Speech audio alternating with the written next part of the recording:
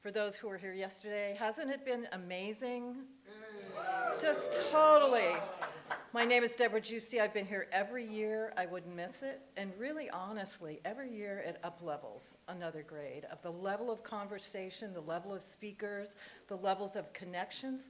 And that's because we're all upgrading every year to what we understand in consciousness and spirituality and depth. And this is another example of it, this lecture right here. First of all, I want to honor Vivian Chauvet, who was going to have this slot. She decided with connection with her star family, because she is an Arcturian hybrid, that it would not be wise to come here because of the fires in the air. So she made that decision. So she sends you love, and she'll be back next year. But the lemonade is that we have Danny Goler, because he wasn't, he wasn't scheduled until now. So we are going to get to explore the reality that's coming to us now, the link between science and metaphysics and spirituality. And really it's science helping to confirm what we've already known forever in spirituality. But our Western minds like to know that and like to explore and understand, because that's how we're wired. So it's really helpful when brilliant physicists and scientists like Danny go in there and figure out what the link is and how it links up to what we've been taught and transmitted in our spirituality. We know what we know in our heart, and it all makes sense at a whole new level. And that's what's been evolving for all of us, which I know, because you wouldn't be sitting in this room if that wasn't true for you. So I want to give great honor to Danny for stepping up, coming, and sharing with us. And so I present Danny Goler. Hey.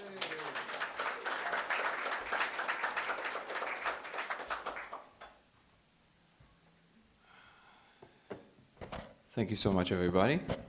Let's see if this is, I think I might just use this. Feels like more freedom. There we go. Welcome, everybody. Thank you so much for coming. This is the first actual, I guess, official talk that I give on a stage. I mean, I spoke about this in all kinds of places, but this is the first time I'm actually doing it on the stage. So you'll excuse if this is a little new to me, so I'm going to have to reacclimate to this new environment. But thank you so much for coming and for your interest. Some of you I know, some of you I know really well. And thank you for all the newcomers and people who are just curious, so thank you. So I'm pretty bad at following a protocol. So I have a little presentation ready, but most of the time I'm just it's gonna remotely resemble what you see on the screen. I'm gonna be mostly talking. So the code of reality, it's a contentious term, as I discover, for a lot of scientists. Some people don't like the way that I'm going about it. I completely understand it. That's because when you're trying to merge certain kinds of modalities of thought, I feel like it stirs the water a little bit. And it's understandable. And the way that I've been going about this from the beginning, welcome everybody.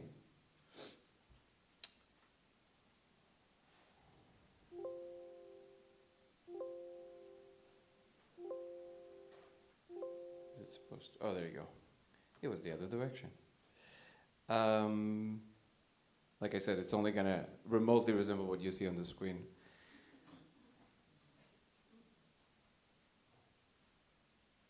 I was very, very interested in, I think the question that all of us are interested in different ways, which is, what is going on? And I think that if anybody who lived on this planet long enough understands that the answer to this question is, it takes a lifetime to understand, and maybe a few lifetimes.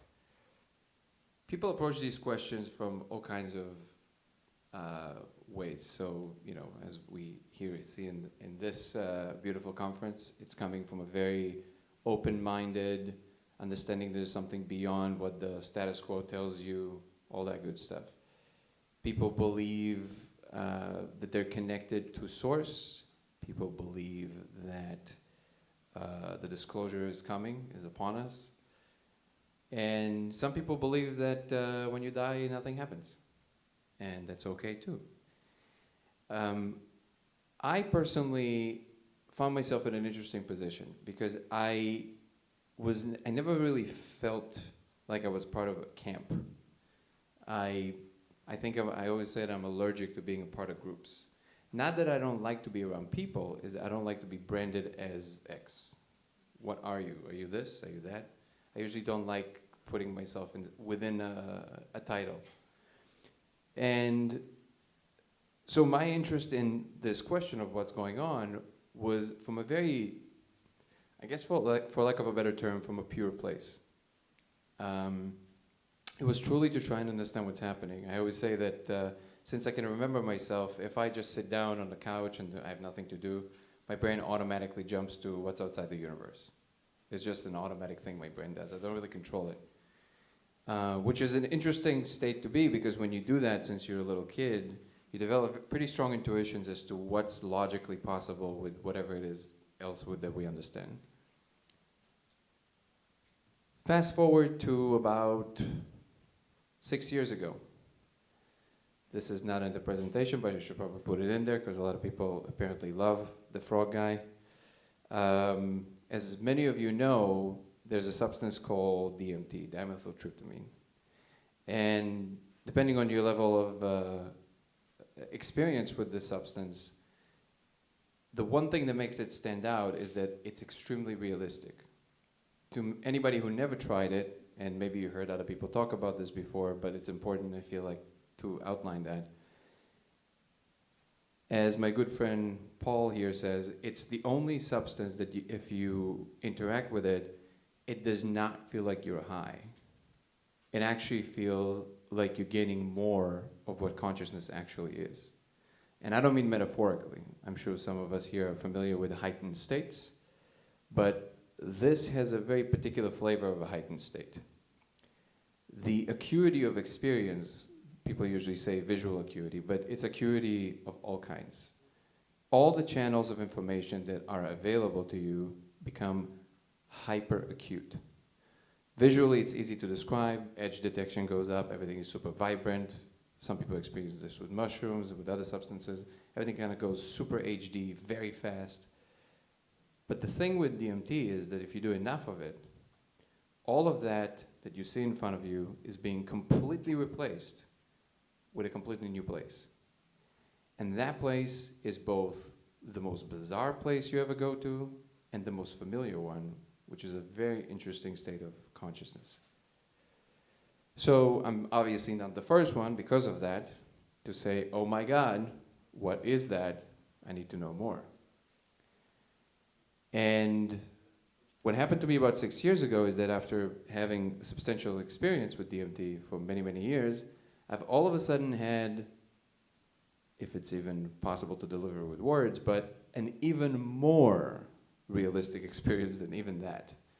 In that, I had, I don't know how else to describe it, but it was a amphibian, I call him a frog guy, and recently I've seen a talk by a lady who's an expert in all of these multidimensional beings, and she said they do not like being called the frog guy. I'm like, okay, well, I don't know how else to call them, but apparently there's some kind of a, and this is, obviously, I'm just recapitulating what the lady said. I really don't know the true nature of this.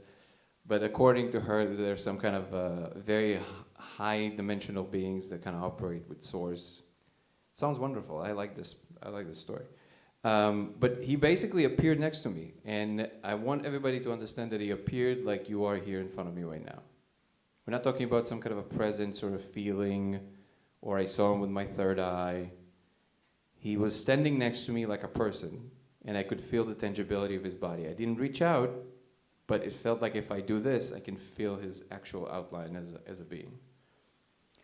Obviously, at that moment, as a good rationalist, I thought I really did it this time. And I was sitting there, a little frozen, not really scared because he didn't have any like menacing energy, but I was like, okay, that's crazy. And he pointed to the guitar that was at the at the other side of the room, him and the whole room, they're just like, go to the guitar. And I was like, oh, he's trying to communicate through music theory or something. I'm just practicing. I have no idea what he's going to say because I don't understand any of this stuff. And he's like, go to the guitar. I was like, okay. Go to the guitar, sit down, pick up the guitar. He disappears from one side of the room and appears right next to me at the speed of light. He goes, he was right next to me. And then he puts his frog fingers, I'll eventually remember what they're called, and I'll either give him a name or try and remember what the species is called. But he basically puts his frog fingers both where you strum and where you both hands, and he's showing me. He's like, do this. I was like, so I try to follow very slowly, and all of a sudden, the chords that I'm strumming make sense. And I don't know how to play this. So he's saying, you understand? You don't know how to do this. I'm telling you how to do this. I'm real. In that instance, I knew that nothing will ever be the same again. Now, it's funny because I used to, back then I lived in Westwood, very close to UCLA, and I had a postdoc in physics renting my Airbnb room in the other room. I will never forget, his name was Marco, a postdoc in physics from Italy. And it was 2 a.m., and the first thing that came to me, because it was so much, I just exclaimed his name. I just went, Marco! And obviously, it's a good thing he didn't wake up, because I don't know, what would I say? That I had a multi-dimensional frog taught me how to play the guitar, and that would be the last night at the Airbnb, and probably my Airbnb host badge in general. So luckily he didn't wake up, but I called my best friend, and this is how good of a friend he is. Not only he picked up, I said, Joe, you gotta come here right now. He didn't ask questions, he immediately showed up. And I told him what happened. Now, he's a guy that we've done a lot of things together. But when he heard what I told him, he looked at me and he said, like in the movies, this is real. He said, I think you need to lay down. I said, no, you don't understand. This was real. He's like, I go, I'm telling you this to happen. This is the moment that started the journey to try and understand what truly is going on here. Because from that moment on, every time that I would smoke DMT, it was like a phone call. It was no longer like this incredibly beautiful and extravagant explosion of colors and all of that stuff that people are experiencing. It was still beautiful, but it was basically like me calling someone, and they would come to the room and we would have a conversation. They would explain things to me, and I just couldn't believe what was happening. This was happening for about a year. And then I read online that apparently this is a phenomenon. This happens. Some people experience this, where all of a sudden they become this, DMT transforms into this ultra-realistic thing where, and so I started on this journey where for years, I was trying to figure out, okay, well, look, at this point it was clear to me that there's no way that this is happening in my head. This is obviously some kind of a real thing that is happening. But how do you substantiate it? How do you prove this? Like, if it's real, we should be able to say something about it, right? If it's real. And then I started thinking from first principles. I said, well, okay, well then I know that light has to be involved because I'm seeing it with my eyes. And I knew that, from a scientific perspective, if you have a real space, no matter what it is, no matter what it's made of, no matter how many dimensions it has, the space would have parameters. It would have some logic to it. It would have geometry. It would have topology. It would have an entry point. It would have an exit point. There's all kinds of things that a definable real space would have. So then I tried to mesh all of these very vague ideas together and to make it into something that is actionable. And I failed every single time. And at a certain point, I think giving up is the wrong word, but I stopped taking it with the same amount of zeal that I had for it in the beginning after maybe a couple of years of this. And I kept on asking in the I guess, whatever you want to call them, the beings. I was like, hey, can you tell me how to build a spaceship? can do something, like, you know, I can take to the village and we can all feast on. And obviously it was never very forthcoming. I now understand, by the way, that the reason for that is because it seems like there's some kind of a rule of multidimensional communication that basically they're not allowed to. That nobody can say certain things that are too specific between the worlds.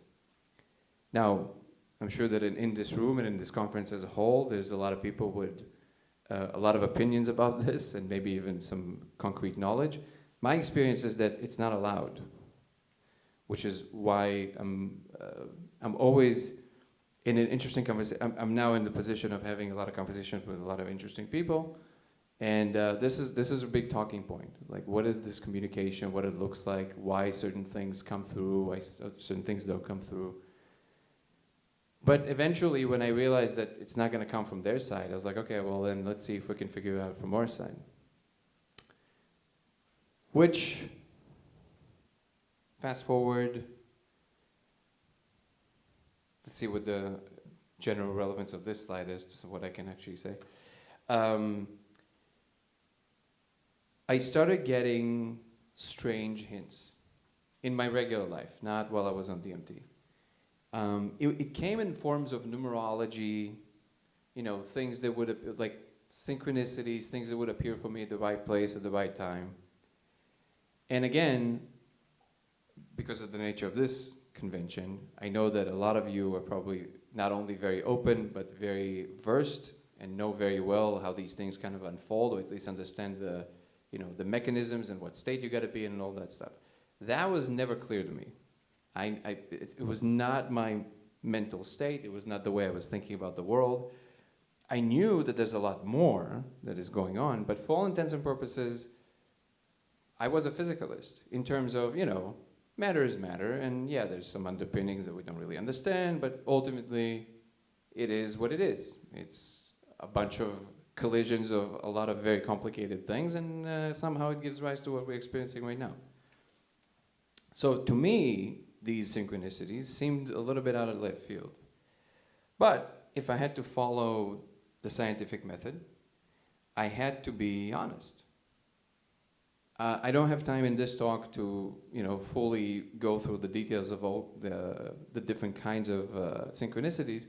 I'll give you an example of one just to drive the point home. So the number 42 started following me everywhere.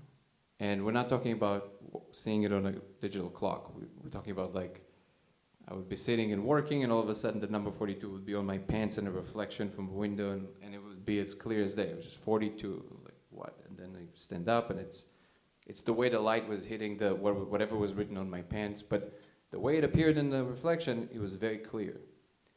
By then, I started dating my beautiful now fiance, and I told her about what was going on, and then I'm talking to aliens. And luckily, she didn't leave me, so I knew she was the one. And I told her about the 42 thing. So now, even though she knew enough about me to know that, you know, if I'm saying it, there's a really good reason I'm saying it, still, really the only proper response to somebody telling you something, even very interesting, unless you're experiencing it for yourself, is, cool story. Exactly. And we were in the botanical gardens in Colorado, and we started talking about this subject. And we specifically started talking about plants and why they're green, the fact that they reject green, they're not using it for energy, so that's why they're green, why certain plants are red, all that good stuff. Kelsey knows quite a bit about plants, so she started telling me, explaining to me a lot of things about that. And in that instance, there was a very strong feeling, I guess you can say an intuition, that says, yes, look there. We step outside of the botanical gardens, she crosses the street, I'm calling an Uber. It was an extremely hot day, so she went to hide in the shade under a tree. I called my Uber, cross the street, come and hug her, I look down. She's standing on the number 42. Written on the ground with a Sharpie by the Department of Water and Power. I tell her, Kelsey, look down. She looks down. I still have a picture till this day. I should have edited it. It's very funny. She's dying laughing because she can't believe what's happening, because she heard it from me, but now she's seeing it happening. And that's the day that we went on this very crazy, you know, Charlie Day in the basement connecting dots kind of trajectory, where we somehow landed on this idea that if you project a diffracted laser, which simply means any laser with a diffracted lens, it's kind of like, you know, the thing you do in the supermarket to scan the barcode. If you project that on a wall, something was supposed to happen. I didn't know what was supposed to happen, but it was very clear that both me and her reached the same conclusion, almost going on our individual investigation at the same time.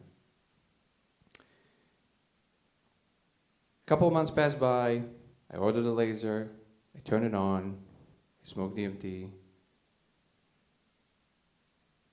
There's a code running in the wall. People always ask me about this moment. How did it feel like when you saw that?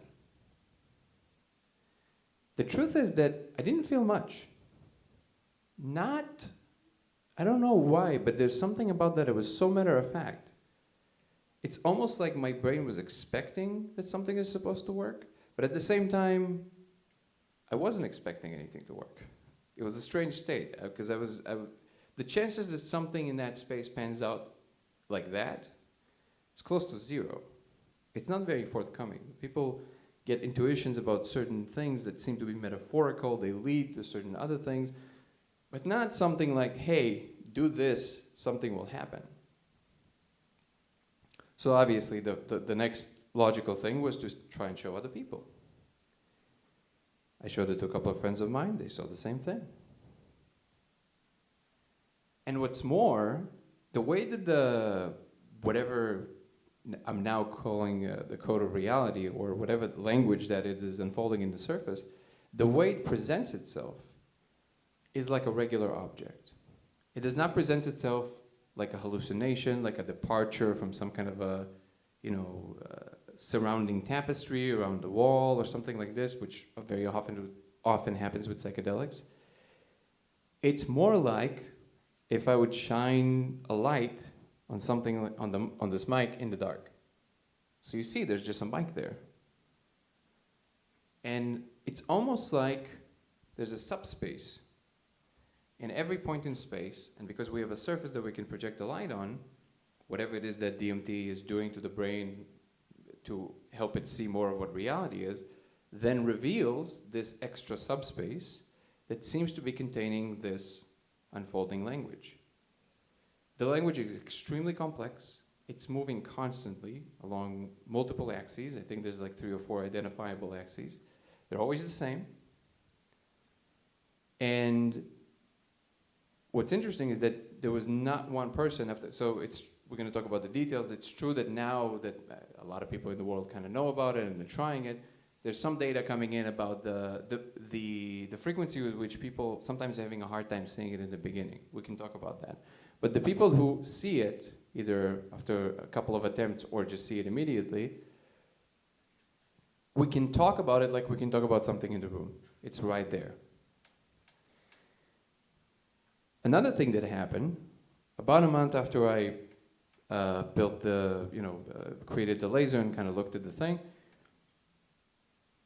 my experience of DMT changed again. And this time, it felt like it was very intentional.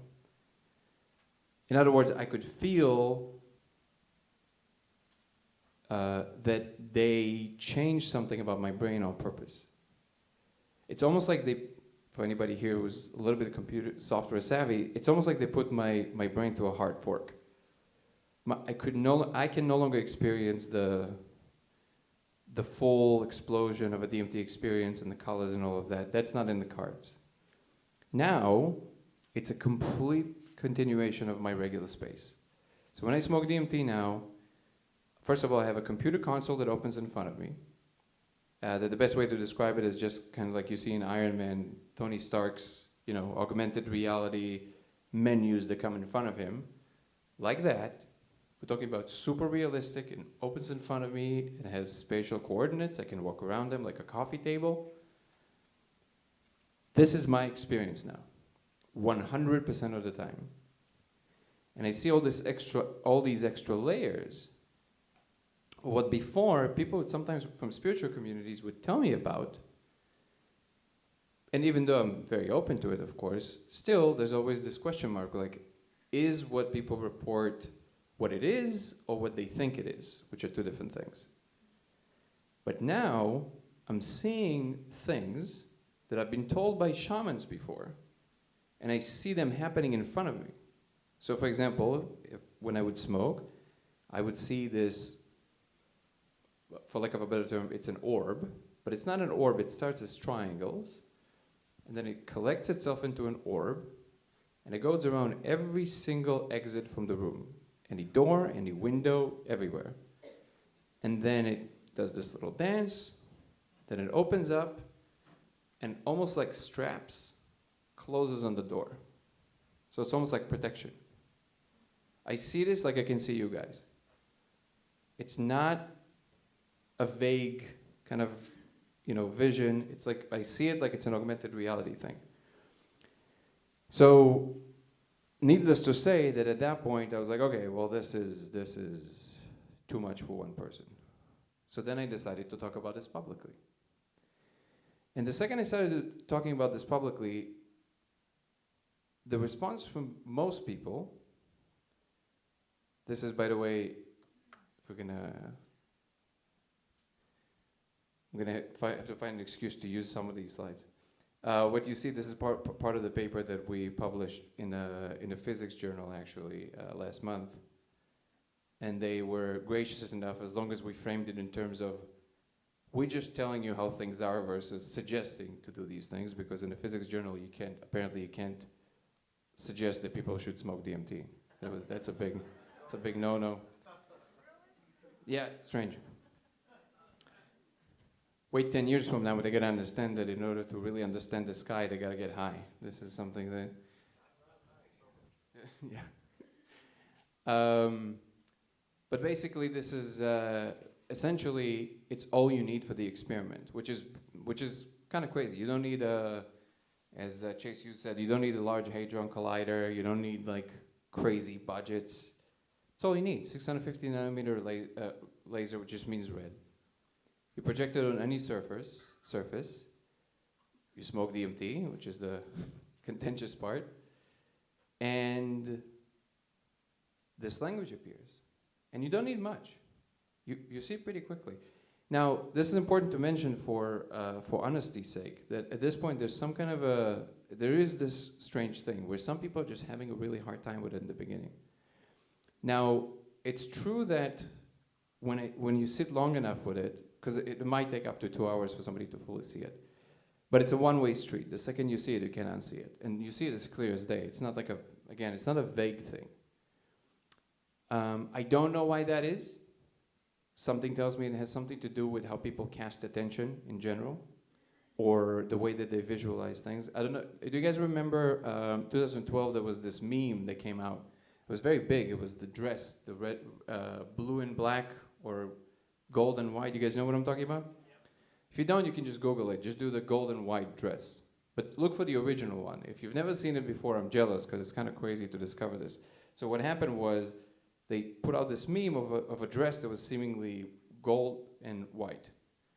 But then literally half of the population, which is very kind of interesting, exactly half of the population, from anybody who interacted with it online, reported that they're not seeing gold and white, they're seeing black and blue. And the reason that it's particularly interesting is, well, first of all, it was kind of fun. What happens there is that basically it's a slight visual illusion in which the gold and white dress, which it is presented with a slight blue tint of a shade, almost like you projected a little bit of a blue light on it. And then some of the people, depending on exactly how their cones are constructed and exactly what they pay attention to, it tilts the balance towards the blue, and the second you do, the contrast looks the gold black. You should try this. This is a fun experiment. You can actually practice to switch. That's a fun experience. Because we're not talking about some kind of a, three-dimensional cube drawn in a two-dimensional thing where it kind of looks like it's either protrudes or go inwards. We're talking about color here. It's fun. Try this. Try if you see the gold and white, try and see if you can see the blue and black and vice versa. And what's more is that you can do this. You can switch. And the second you learn how to switch, you can do it in real time. You can switch back and forth. Let me tell you, that experience will immediately reveal to you how susceptible we are to tiny changes in how we choose to perceive things to then what they actually look like. But the most interesting part about this meme experiment is that scientists did not know that this is the case. And they discovered that it has to do with the fact that certain people automatically look for the highlights and other people are looking for the shadows. Not metaphorically. they're looking for the actual shadows and depending on which one it is, that's what's going to determine which dress you're going to see. So something tells me that it might be something this technical, which is that certain people just cast their attention in a particular way that is a little different. The code, I don't know if it's fortunately or unfortunately, looks a lot like in the movie. It looks a lot like in the Matrix. It kind of looks like Japanese. Now, it's not Japanese. I had a couple of people who speak Japanese that looked at it, and they said it is not Japanese. But it is kind of like a weird combination between Japanese, Hebrew, and some regular numbers. Another interesting thing about the code is that it does not care about anything you do, feel, hear, touch. I've been talking about this now publicly for a few years now, and very frequently I would meet, somebody would introduce me to some, big spiritual teacher or a shaman, and they would be very interested, and then they would say, okay, well, I bet you I can exert change on it. Let me just get in a state, I'm gonna meditate, I'm gonna send it love, we're gonna communicate. They always have the same face. They look at it and they go, huh, it doesn't care. Yeah, it's strange. It's almost like it codes for what is physical. So now, I feel that this point actually probably touches the most on the relevance of this convention. Because since I started this journey, I've had to reformulate a lot of my conventions about the world. And one of these reformulations, I'm a meditator. I've been doing Vipassana retreats since 2016, I think, and I'm trying to do 2 a year. So I'm familiar with the prospect and enterprise of a spiritual pursuit. It's not foreign to me. What is maybe not foreign, but something that was a little bit outside of my wheelhouse was all the extra stuff. All the stuff that we're not talking about with telepathy tapes. All the stuff that we're talking about with extrasensual sensuous perception. All the stuff that people report about channeling, all of these things. They were outside of what I was willing to entertain. And since then, I met people that made me change my mind.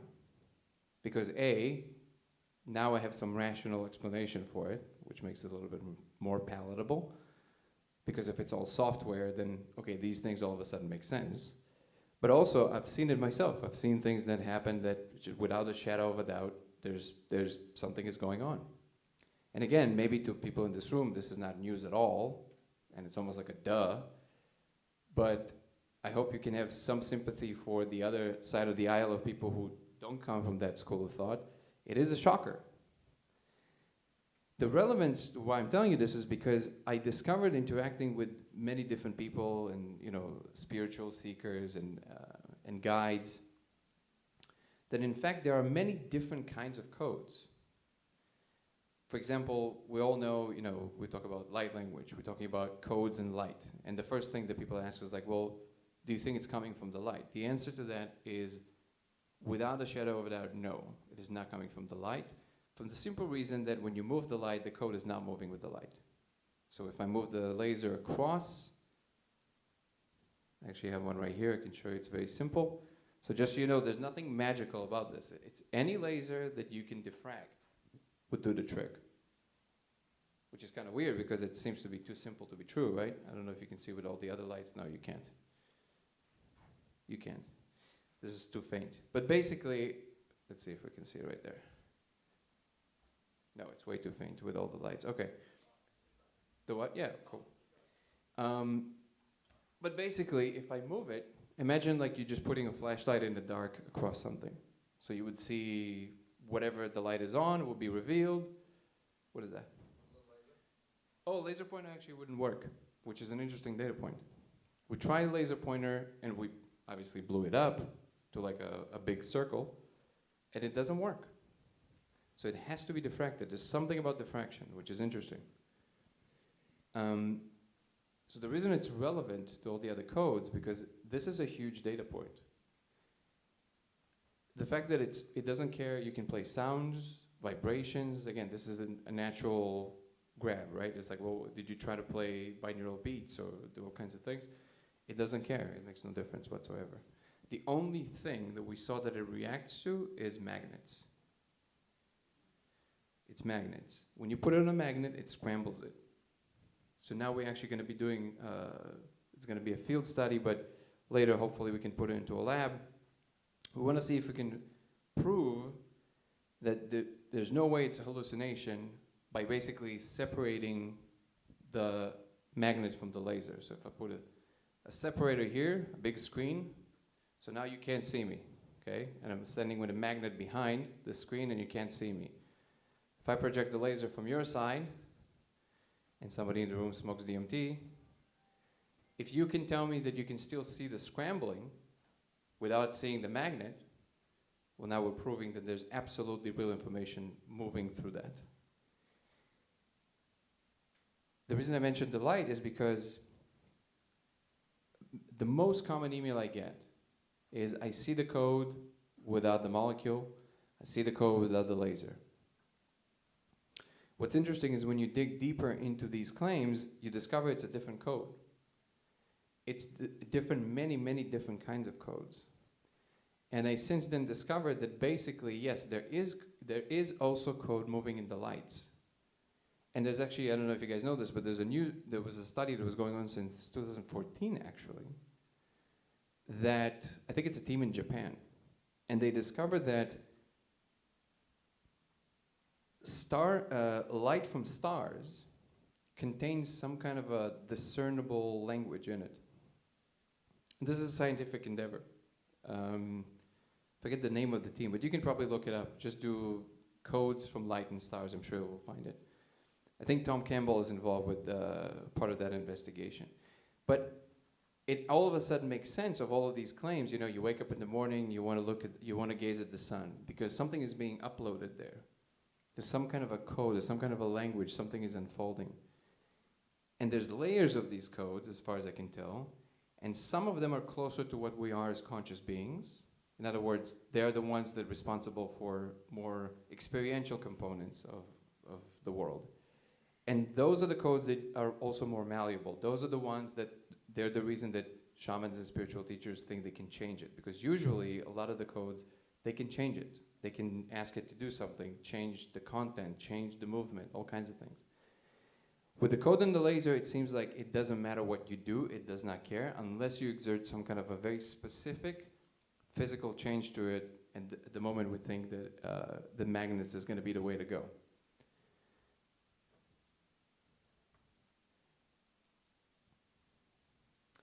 Light carrier of information, exactly. And now we're opening the window. Now we're opening the window to a whole new, really, field of investigation. Because I was saying this tongue-in-cheek a little bit, but I think at this point, I'm not even kidding. I think we're going to have to redo a lot of science while on DMT, which sounds fun. But truly, like, imagine we're going to have to redo the double slit experiment and see what's actually going on in this new layer of perception. could this be an evolutionary leap in human cognition, it says. Well, I think we all understand that that is going on regardless. We're all experiencing, it's very clear to all of us that something enormous is happening. And I don't think that what I found is coincidental in this moment in time. I think that whatever is true about what is unfolding will make itself apparent to every single one of us. Laser, no laser, DMT, no DMT, it makes no difference whatsoever. It will communicate to each and every one of us in the way that it makes the most sense to that individual and to that society and to that group. Nobody will be left behind. So what is actually going on?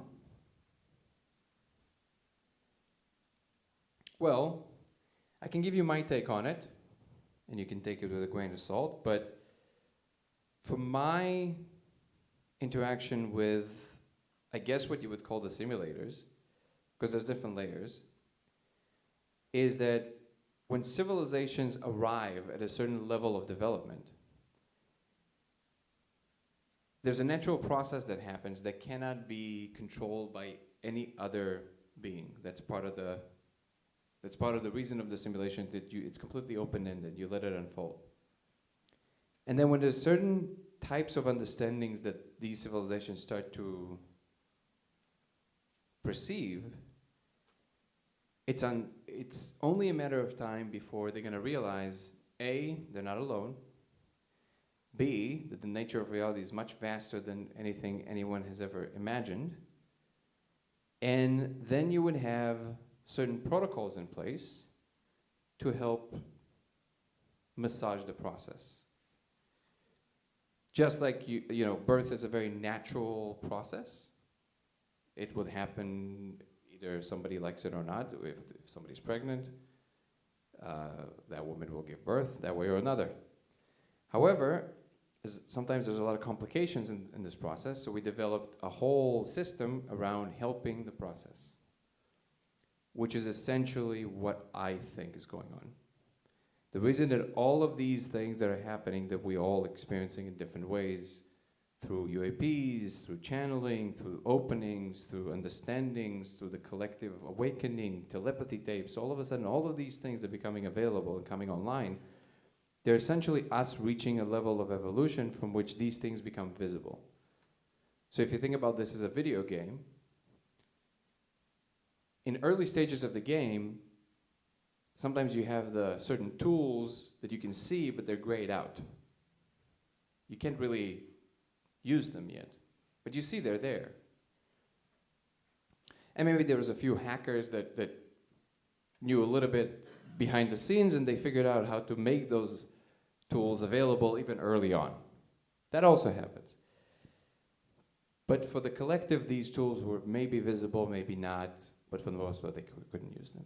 And then when you reach a certain level of development in the game, all of a sudden, some of these tools come to the forefront. Now they're available.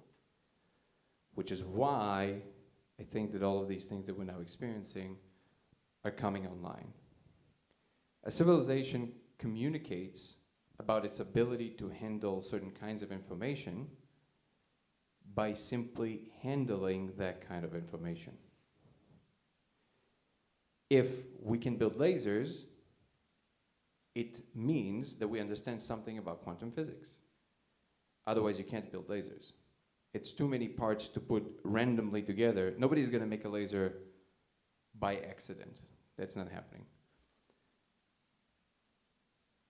The same goes for freebasing something. Now we think of it as like, oh, anybody can do it, right? But in order to freebase something, you need to understand a thing or two about chemistry, about physics, about how things work, about biology.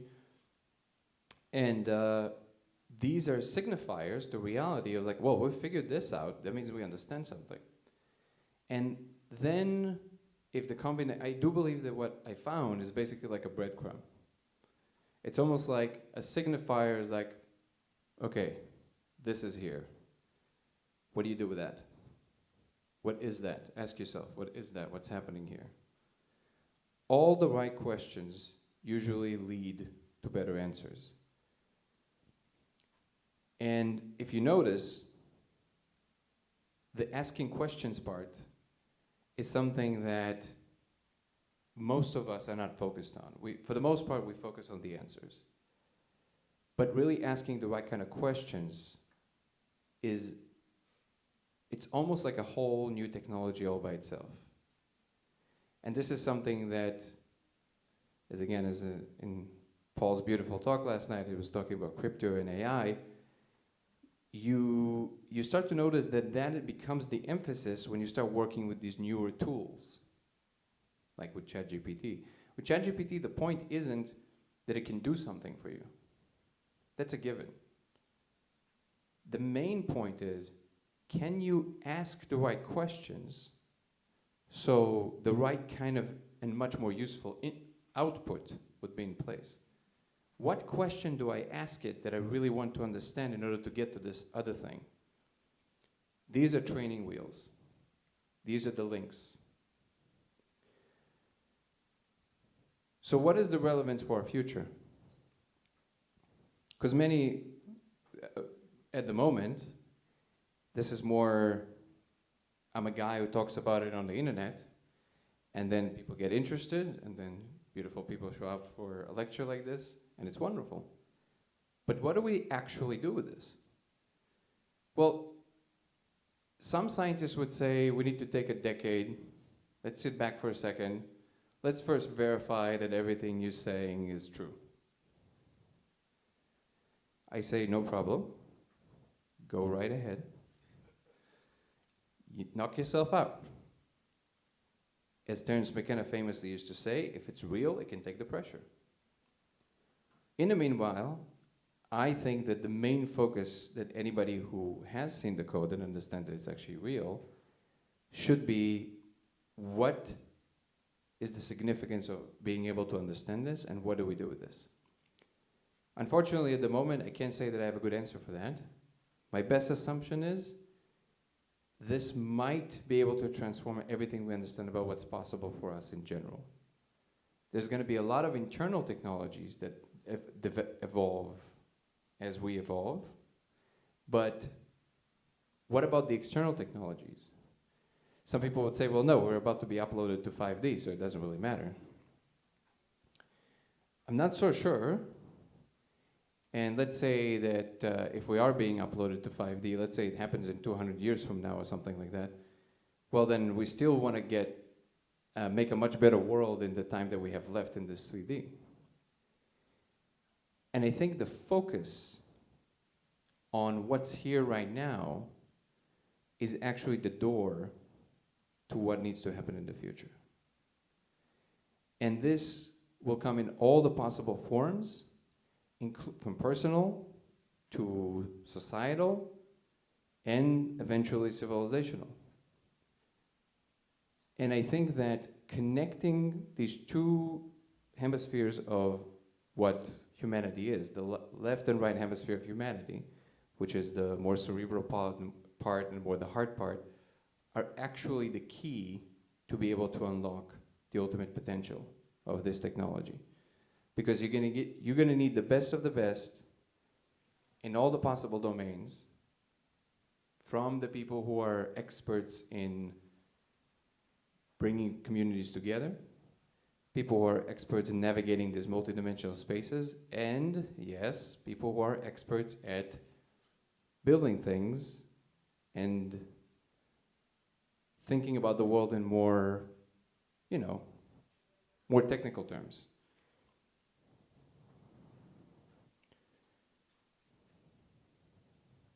I think we went through that. So I'm gonna tie this down with a couple of final words, and then I'll leave some room for questions. For me personally, this has been a very interesting ride, because I am in a position to realize what it's like to actually be with a complete conviction that we live in a digital simulated reality. There's a big difference between thinking that it might be the case to knowing it is the case for sure.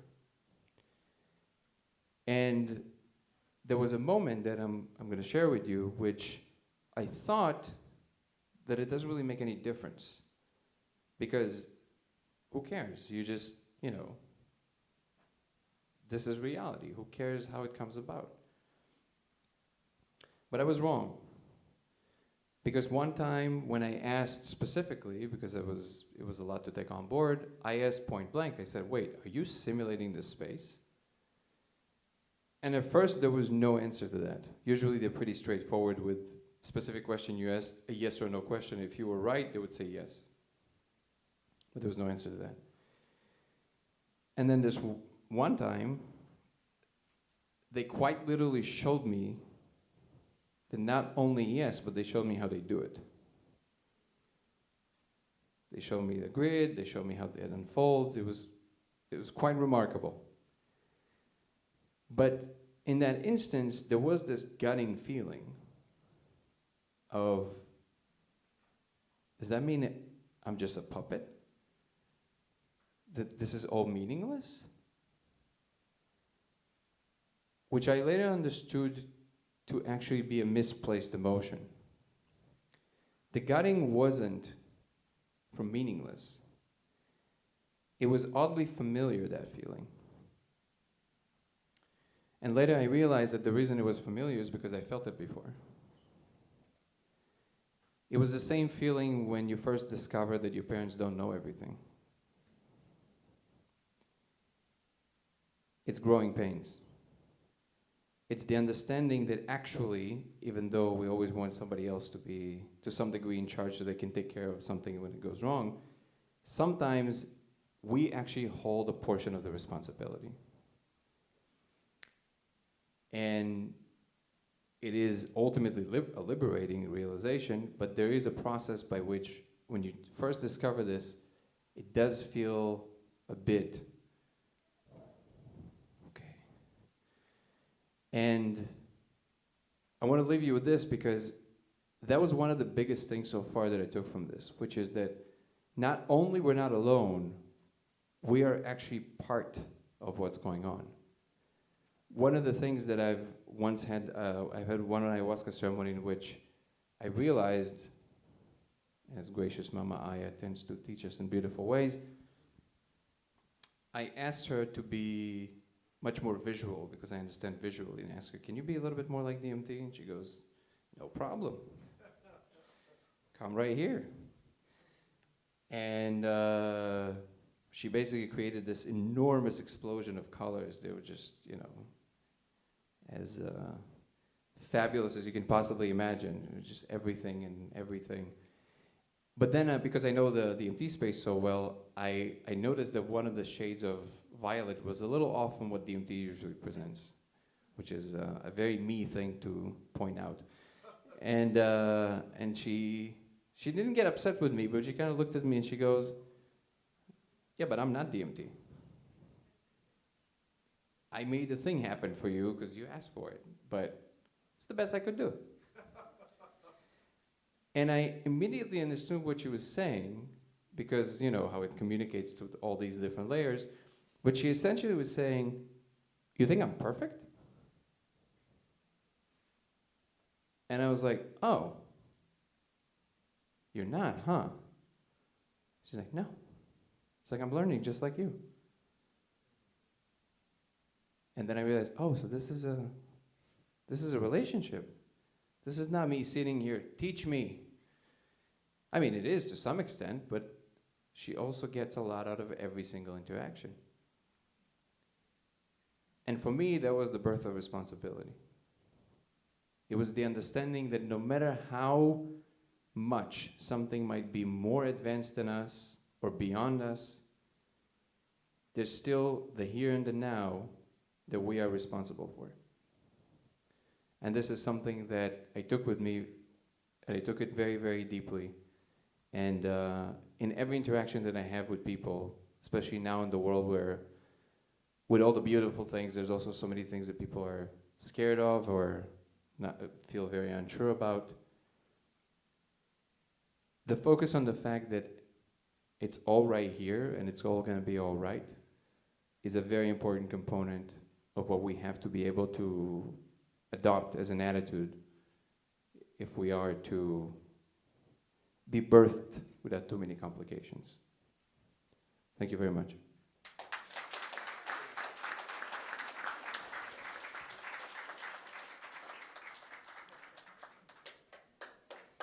So I think we have a little bit of time for some questions if you guys have any.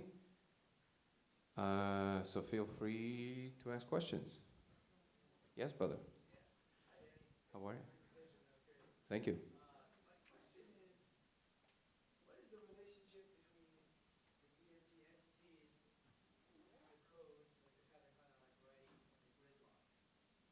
What is the gridlock? Sorry?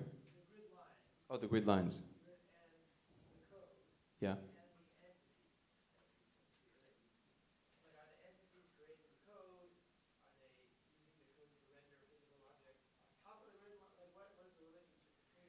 That's a great question. There's a video I'm working on now about all the beings because people really requested it. That's actually exactly the right question, and it is a complex one because there's an entire ecosystem of beings. It's not just one kind of being. And the best that I can tell you is that I think so. There's this substrate that was created by someone. And it's not clear to me that the immediate layer above us was the management company, which, by the way, they're insectoids. Big surprise. But they're, at least from my experience, that's absolutely what they are, which is a little disconcerting. But they're not scary. They're just insectoids. And they're the beings that kind of weave reality. And they are, for all intents and purposes, they're kind of like they're very bureaucratic is the wrong word, but they don't care. Like it's very dry. It's like this goes here. It's like crypto. It's like it's either hit the ledger or didn't hit the it's what it is. And but there's an entire ecosystem. There's the reptilians. I've seen, which was very surprising to me because I've never heard of these things. I truly haven't. I've seen that. What are they? The avians. The blue avians. I've seen them. They're very noble. They're very, they kind of like when they enter, it's almost like they're adults in the room. They're kind of like custodians of knowledge. They hover and all that stuff that you would imagine. You feel this very pleasing sensation in the body of if you would open a soda pop, like a fizzle, like, and you feel it all over your body like that. I know that the insectoids are the ones responsible for our physical reality. That I know. Beyond that, but the simulation is only of the environment. Outcome, agency, all of this is open-ended. There's no... We, for all intents and purposes, by the way, are a black box to them, just so you know. Which means they not only they cannot, cajole you to do things, they don't even know necessarily what you're thinking specifically, which is surprising for people. They deduct that from a lot of other things, just like you can kind of read people, right? We're pretty good at that. They're way better at that. So they can obviously read a lot of things about you without you saying a word, but they can't know exactly what you're thinking, which was surprising to me. This is, by the way, I don't know if that's why, but it was kind of funny to me when I realized that I think it's also why you have to say what you want. You know how you do the affirmations and things like this? Yeah, intentions. You have to say, so they know exactly what you want, otherwise they have no idea.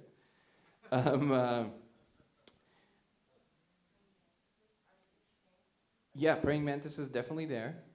What about them? They have hierarchies. They're a hive mind. One of the key players are definitely the mantises. There's the queen bee. She's really big. She's really kind of like a big, respected entity. And there's the enormous spider. She basically holds all the knowledge in existence in her belly. It's kind of like this. Now, I know that how wild that sounds, but when I'm telling you this, they look like when I see them, they're as real to me as you are. And so I would sometimes get into arguments with them because sometimes they would decide things that I'm like, this doesn't make any sense. They're like, well, so I'm like, well, sorry, like, who am I talking to? Are you the superior court? Like, what is the? It's not hubris. It's just it doesn't make any sense. So like, what? Why are you asking me to do that? It doesn't make any sense. And very often they would come back and say, okay, yeah, you're right. And sometimes they won't. But to your question about the relationship, what's interesting about that question is that yes, there is this. They're not the creators of the code, it seems. Whoever wrote the program, you mean? I've once been shown what's called the full structure. Now, whenever I say something about it, I want to make it super clear. I'm not claiming that I think it necessarily means that's how reality is. But that's what was shown to be under the title, that's how things work. Okay? And what was interesting there is there was a lot of very, to me, arbitrary things. Because, so I was born in Russia, I wasn't born here, if you could already tell by my accent. But when you are born in the Soviet Union, something very interesting happens that I never thought about until I came to America. Here, even if you're secular, either you realize it or not, you are in some relationship to Jesus Christ. Either you're against him, or you're for him, or you're agnostic, but it's always about him somehow, because it's in the cultural zeitgeist. That's not part of my software, because I was born in a place, now Russia got a little bit more religious, but back then it was completely secular. These motifs simply didn't exist. It's completely secular. You worship the state, basically. And because of that, I was very surprised to see Jesus Christ as part of the picture. And so if, my scientific mind goes, I was like, well, what would make sense to me is that the function of Jesus Christ is real. So like, whatever the checks and balances in reality are, which you would imagine you would need some, if anything is possible, somehow there is some kind of a karmic thing going on. 1 second, I'll put it. No, of course. I will absolutely address your point. Yeah, no, I will not forget about you, I promise. There's some kind of a karmic thing going on, and that karmic thing it's simply the nature of things. So it's not so much as like somebody sitting there with like like writing down what you did, or it's just what is the outcome of behaving this way. If your energy is such, that's how the system will automatically treat it. That's what's going to happen, basically. So, and to your question of who wrote the code, it seems that there is this external environment. This is going to get super esoteric, so I'm telling you right away, because it's very arbitrary. But that's what I saw. There was a completely external reality to ours. Has nothing to do with ours. Well, nothing to do, it's a stretch, of course, because obviously they can see through the whole thing. But it's separate. Our world, our multiverse, is part of a 3-system thing. And I don't know what the other 2 are. It wasn't clear to me, but it was like this, and this is your multiverse right here. And then put all that aside. Now there's this other hierarchy here of what I guess you would call gods. And they go all the way up. Here's a kicker, because I get a lot of either oohs or ahs about this. The biblical God is there. And what's interesting is that he's not on the top. He's not on the top. On the top, very surprising to me, because again, as the generalist that I am, I would imagine that the God Almighty would be some kind of a ball of energy, or some kind of a unified state of everything, or some other beautiful esoteric thing we want to say. It's a woman.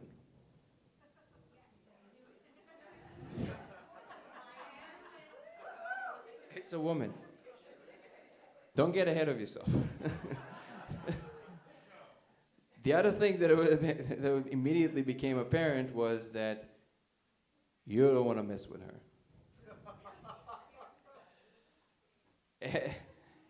Everybody were behaving in a way of like,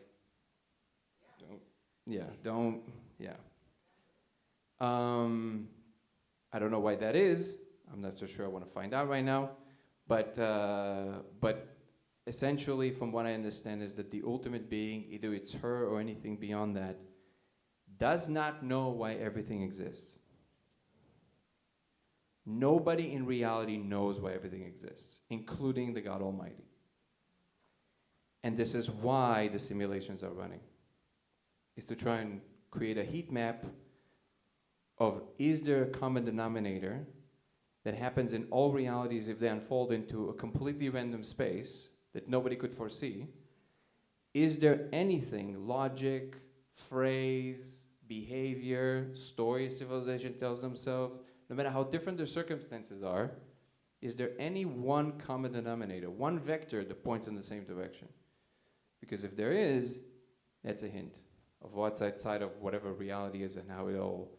And before I answer your question, what I found that I think that main thing they're studying, in the famous words of the architect from the second Matrix, the problem is choice.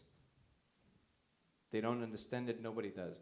We think, there's a famous experiment by Benjamin LeBay, we were talking about this yesterday, in which he basically proved that this moment that we think we make a choice is actually not ours.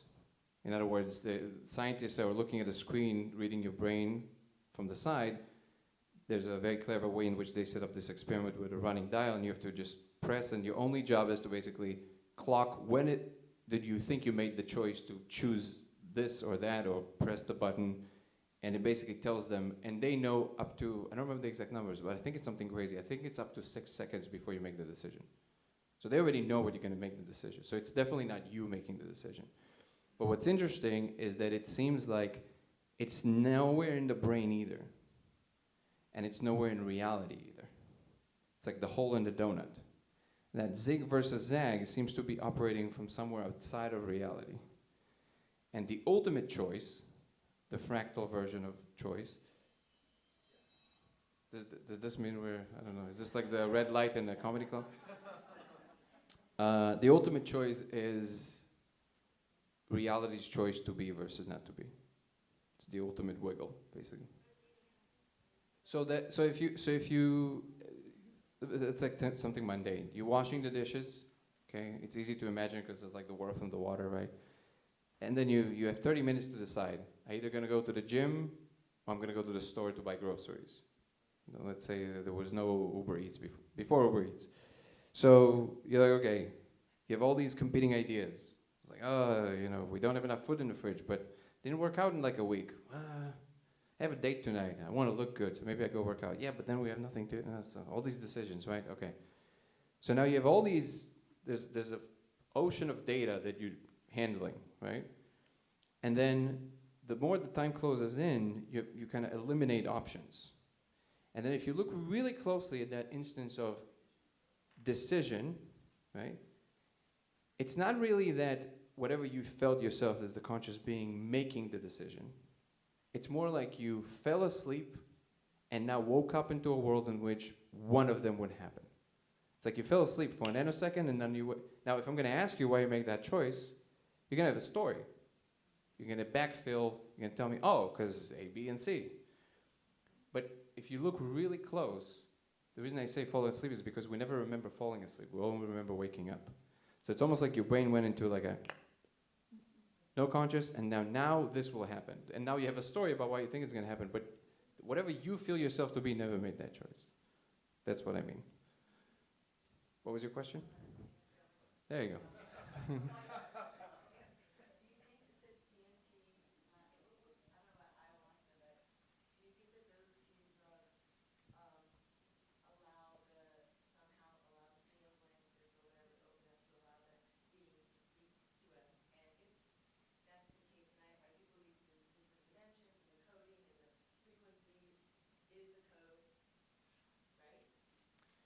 I think the code that I'm talking about is more like it's coding for what we call physical, which is a real thing, by the way.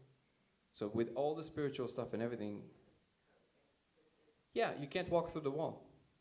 It's simple to see, right? Like you can't walk through the wall no matter how much spiritual you are.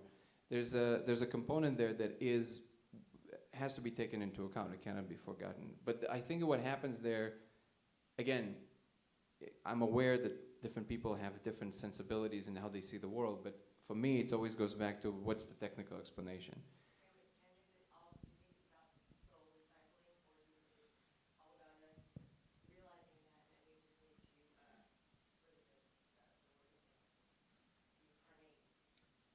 These are very deep and great questions. I think what happens there is that DMT allows for more computational steps for the brain to take per unit time.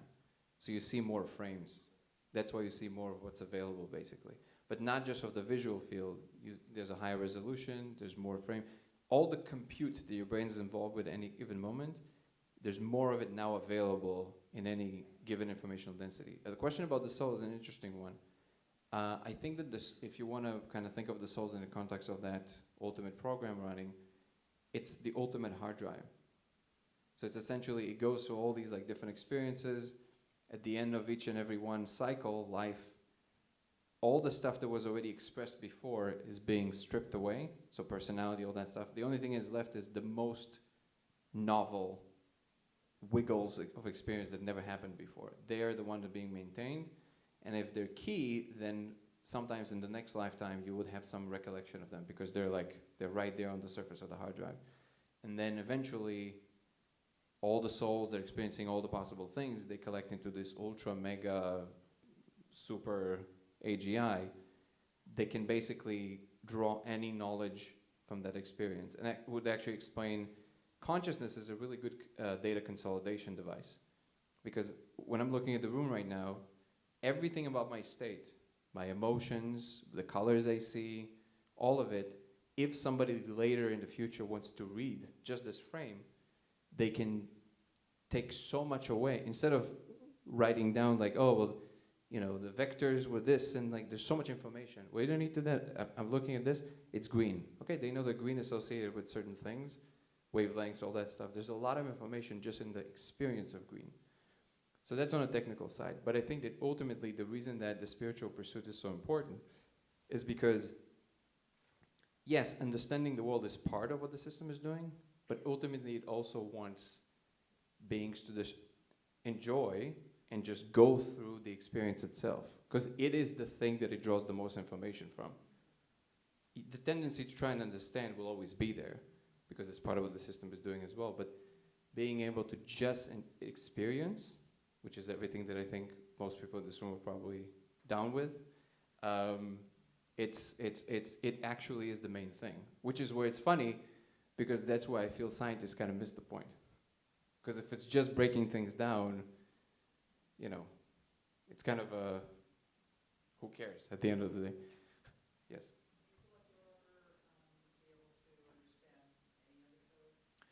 That's a great question. A lot of people ask that. I think that, me personally, I don't think until we have some technologies that can record directly from your cortex. There's just too much information there. It's just moving so fast and there's so much of it. Some people tried, like artists try to like replicate the thing, but it's just approximations. You will need like a really advanced neural link to just record directly and then send it to some kind of a chat GPT and run the analysis on it.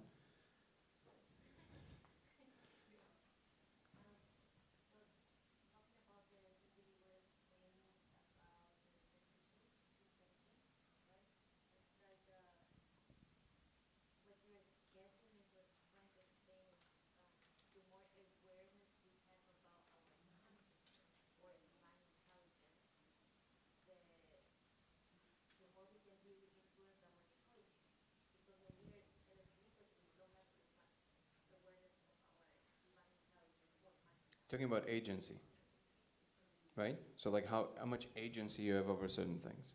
So the question was, if we pay more attention to more things, can we influence that thing more?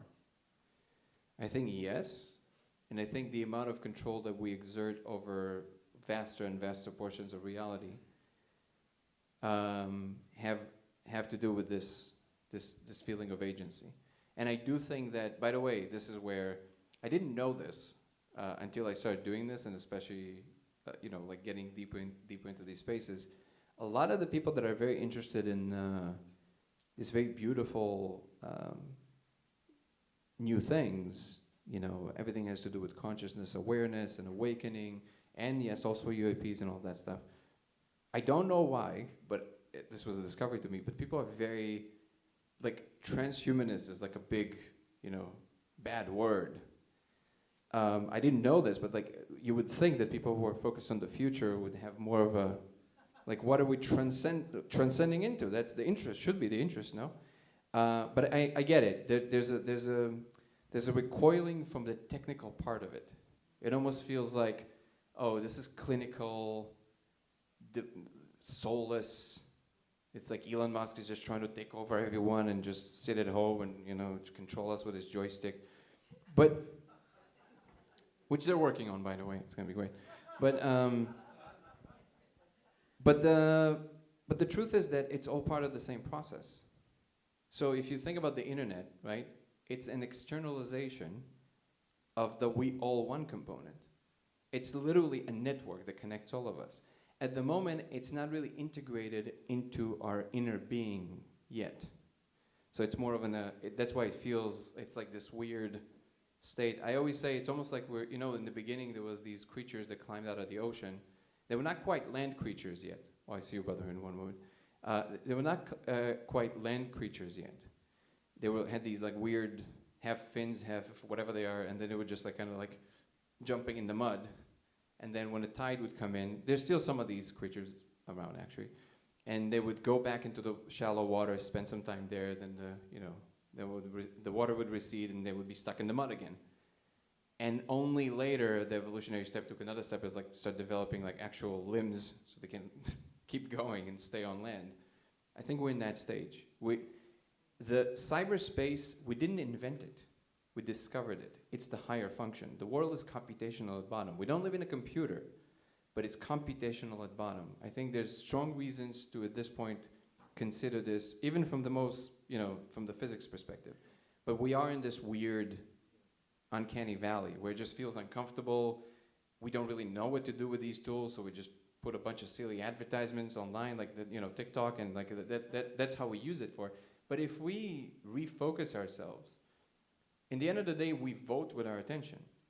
So people always, again, this, I'm only using it as an example, but you know, people complain about Bill Gates and all, but like, listen, all these people in power, they only have that power because you voted yes. You're using it. So stop using it. Or demand with your attention that it's gonna be something else. Stop scrolling when it's silly. And if everybody do that, then we all of a sudden are gonna start connecting what we really want into these technologies. If you use the internet and integration with technology, imagine an asteroid comes right now, kind of like the ones that killed the dinosaurs. Right now, if we have 3 months, we're goners. It's done. Like, there's nothing we can do. But with like really advanced technologies like Neuralink in the future, you have like the, you know, 20 of the biggest geniuses in the world.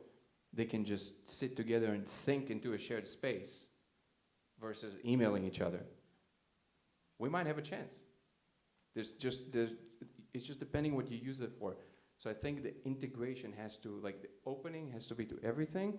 It doesn't mean being, you know, gullible.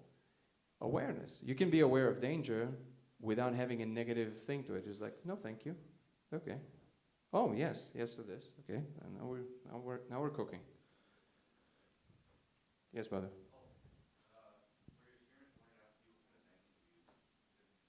At the moment, I use the most basic horseshoe magnet you can get on Amazon. Thank you for that question, because the next step, and this is what I emphasize, highly hypothetical. I don't know if that's true, but one of my assumptions is that the reason we see the scrambling is, you guys know the Chladni plate, the cymatics, right? You vibrate, right? You know how you crank up the frequency? There's a little bit of a, like a K. What did you say? You know how you what the frequency? Oh, crank up the frequency. You got it. Yeah, there's a little bit of a chaos stage. So there's like a standing wave, there's like a beautiful formation, and then you bring up the frequency. It goes into like a chaotic state, and then it restabilizes in the next octave, the next stable wave, right? And usually it's more complex. So I think that what the magnet is doing is this beginning of the scrambling. This is why I think that if we're going to bring in a powerful enough of a magnet, it might jump the code to the next stable state. Now, if we can substantiate this, it's going to require quite a powerful magnet. I calculated that I'm trying to go with something called the Zeeman effect, which is a very known effect in physics where if you introduce enough of magnetism on an element, it will create suborbitals in the element. And you can see it with your naked eye. It all of a sudden will like, create this weird diffraction pattern that is different, like more circles. And my, again, emphasizing hypothesis, I do not know if this is true, but if I'm right, if we do that, you would see some kind of a very new coherent state of the code that we didn't see before. If we can do that, I mean, you're changing everything overnight, because now you can start creating a Rosetta Stone of what the code really is in relationship to what we understand about the world. Yeah. We'll go one by, I have 5 minutes, right? Yes. So I'll go quickly one by one, 2, 3, we'll try to get to 4. And then we can talk about it after. Go ahead. What is power? What's the power? Of the code? I think reality. I think this is space-time. Literally, we're looking at space-time. And I think it codes for literally the most fundamental parts of reality. So I wanted to address the idea of the ultimate God, and no one knows the reason why everything exists. From a logical perspective, we could say, what would be the alternative? Sure, absolutely. And from the perspective of the questions we ask and into what realm we ask, it could, all this has been lovely and beautiful. I don't want to undercut it in any way. No, please. But maybe, no, I'm not undercutting it. It's of equal value. From love, this is more head intellectual stuff. If the reason can be from a heart place, which is like a different realm in a way. So I wonder, when you're under the influence of a DMT, can you relate on a heart level to things, or does it remain intellectual, or is that just your preference? Have you ever smoked DMT? No. Maybe that's obvious from my question. I want, so if I don't get to you, I promise whoever raised their hand, I will talk to you after, so we can absolutely clear whatever you had to ask if it was important enough. I've had a couple come recently, well, I came to them and they looked at it, and they're both very much our people, very much, let's huddle, let's love, let's do all of that stuff. I'm totally done with all of that. She had her, the beautiful thing, the goggles on the face. And he came back and he had the look that most people, when they fully break through in DMT, have, which is like,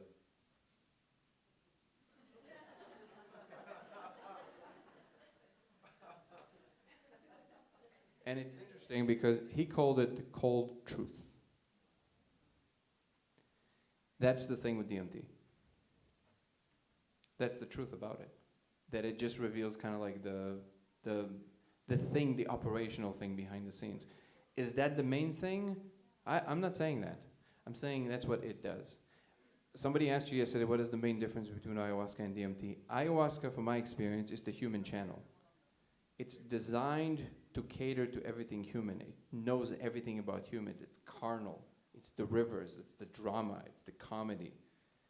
DMT is just everything. Like just like,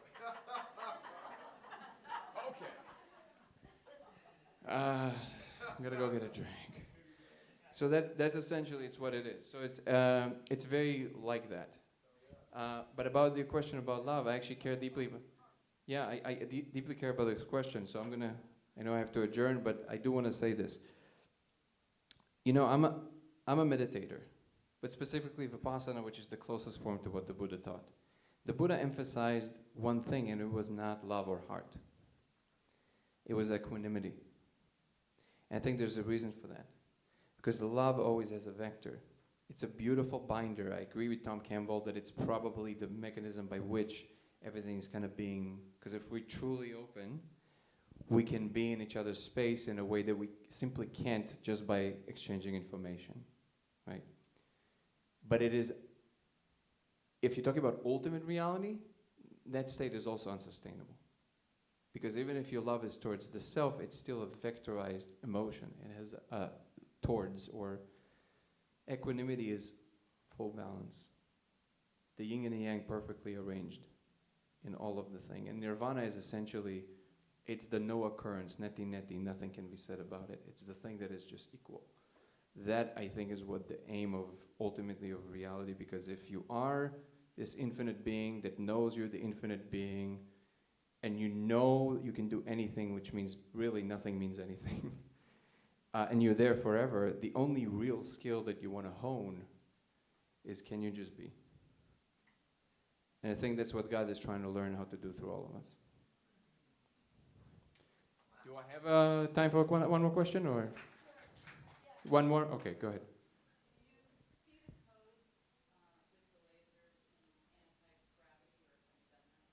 Anti-gravity?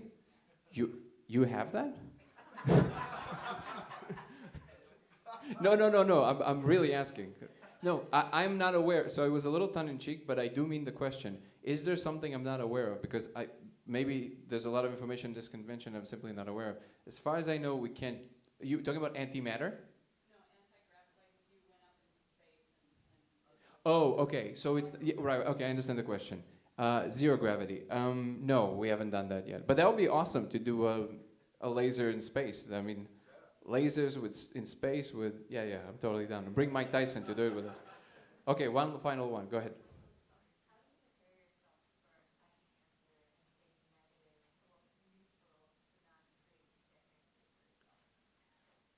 You mean when I'm seeing it?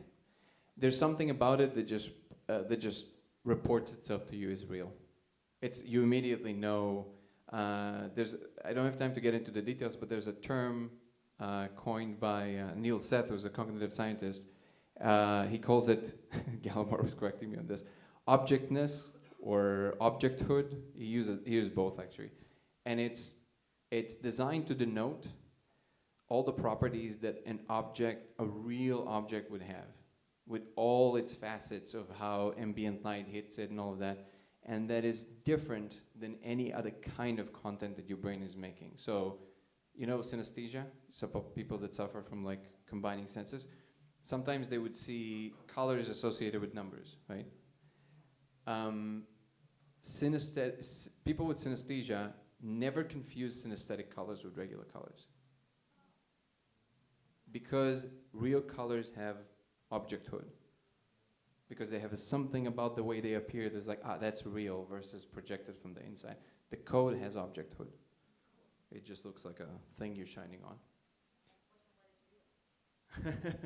You and I, that's a great question.